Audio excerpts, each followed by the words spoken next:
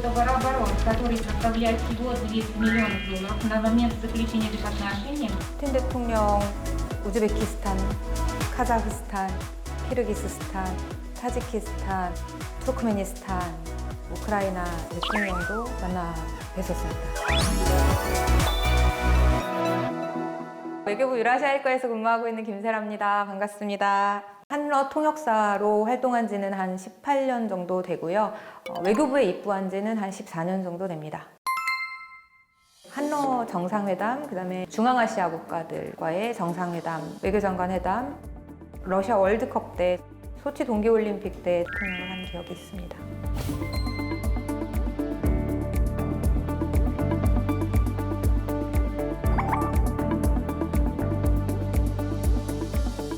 살 넘어서부터 새로운 언어를 배우기 시작했기 때문에 너무 어렵고 힘들었어요. 그리고 지금도 여전히 어렵고 힘들고요. 저희가 90년도에 러시아랑 수교를 하고 국내에 러시아어를 전공으로 하는 학과들이 되게 많이 생겼어요. 러시아어를 하면 앞으로 먹고 사는 데는 큰 지장이 없다. 4년 졸업하면 취직은 걱정이 없겠구나. 뭐 이런 생각을 하고 사실은 들어갔어요. 유학파라는 게 있을 수가 없거든요. 수교를 90년도에 했기 때문에 다 똑같은 출발선상에서 시작해서 뭔가를 배운다는 게 되게 좀 더 매력적이었던 것 같고 2000년도 2월에 모스크바에 가서요. 2000년 12월에 돌아왔어요.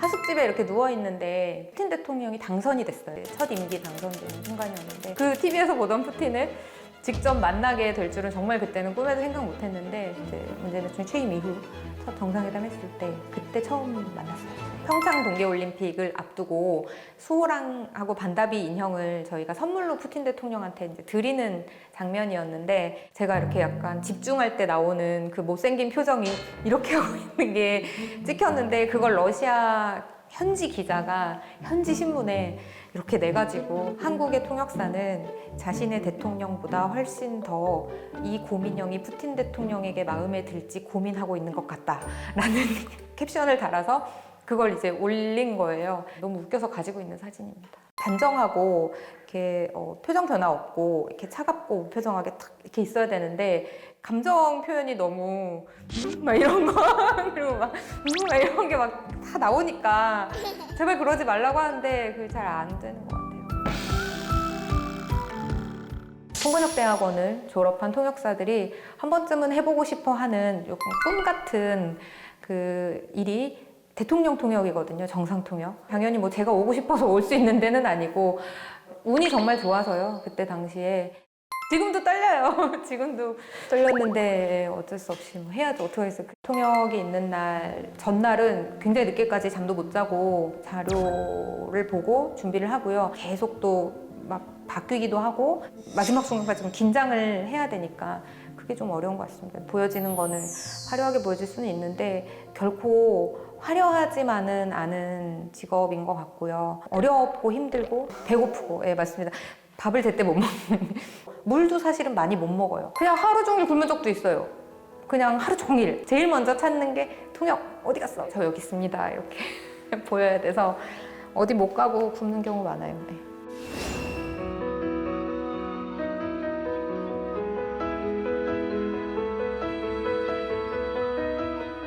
미르지오예프 우즈베키스탄 대통령께서 우리나라에 이제 처음 방한을 하시는데요.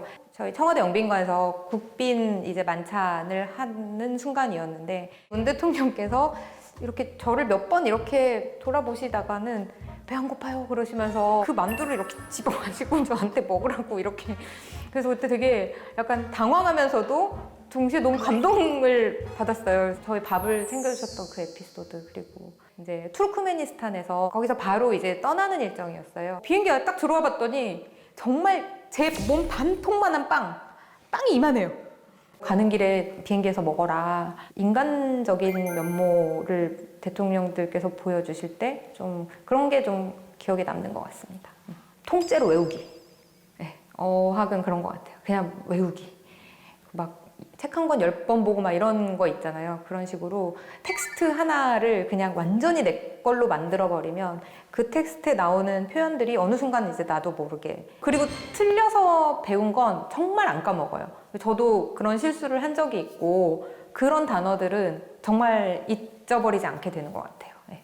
무한할 정도로 광활한 영토라든지 뭐 거기에 있는 뭐 무한한 보존 자원이라든지 아직 극지 않은 복권 같은 나라가 아닐까. 사람이 해낼 수 없을 것 같은 되게 극한의 상황을 버텨내기도 하고 막 도전하기도 하고 거기서 뭔가 새로운 러시아적인 걸 만들어내는 저력이 러시아는 좀 있는 것 같습니다. 90년에 수교하고 2020년이 수교 30주년이 되는 해였습니다만 코로나로 인해서 뭐 연기된 것도 있고 양국 정부 간의 합의하에 2021년까지 수교 30주년 기념 한러 상호 교류의 해를 연장하기로 했어요. 러시아 시즌즈라고 해서 우리나라가 올해 21년이 주요 파트너 국가로 선정이 됐어요. 문화공연단, 뭐 발레, 오페라 등등 뭐 오케스트라 한국에 많이 들어올 예정인 걸로 알고 있습니다. 외교관은 섬유유연제다.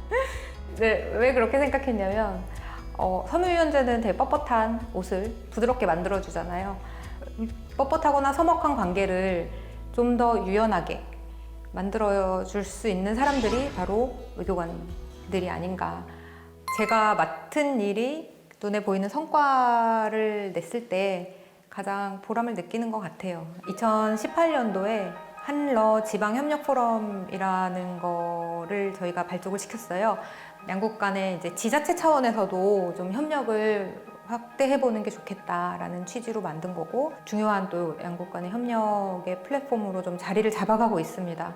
신북방 청년 미래개척단이라고요. 양국 간의 젊은 세대들이 교류할 수 있는 방안을 좀 찾아보는데 해줄 수 있는 범위 내에서 우리가 지원도 해주고 하는 그런 프로그램을 만들어보자 라고 해서 신북방 청년 미래개척단이라는 사업을 만들었습니다.